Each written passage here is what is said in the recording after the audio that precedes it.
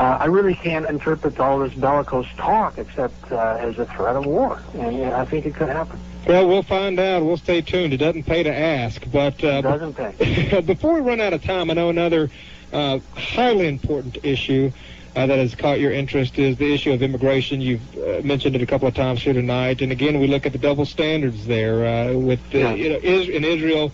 They mine the borders and they militarize it and they keep their borders secure, and I'm a big advocate of that. I wish we had Israel's domestic policy, but over here, the same people who are influencing our government and our media would claim that folks who want to secure America's borders are racist. What are your comments on that?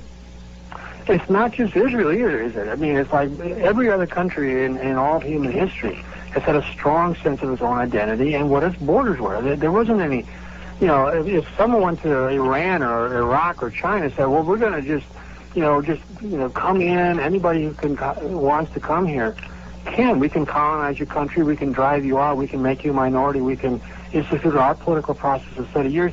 People would just be furious. I mean, but that's what we allow here, and it's incredible. It's never happened in human history, and it's going to produce. It is producing, I think, an unstable situation where ethnic competition is going to get worse and worse. I think white people are going to very justifiably feel threatened as time goes on, where they see themselves becoming a minority in a country where a lot of these minorities that are present in the minority, really hate them because of historical grudges.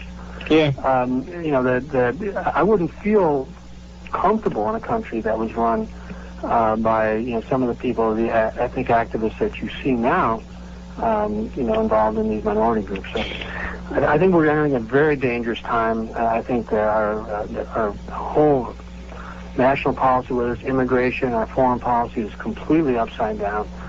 Something has to change, but it looks like things are just going to get worse until they could possibly get better. I just don't see. That brings in a perfect segue to my last question, Dr. Macdonald. What can we leave our listeners with? What can the good working American people do to help themselves, to help us save this fallen republic? What can we do? Obviously, as you mentioned, this nation has a lot of problems right now. This country is heading down the wrong path, in our opinion.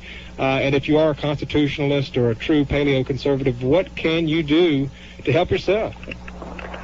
I think that's a really good question. I think that we have to be more selfless. We have to really, we have to join organizations. We have to give money to organizations that are on the right side on these things, like for example, VDARE, right, on the internet, is a very good anti-immigration site.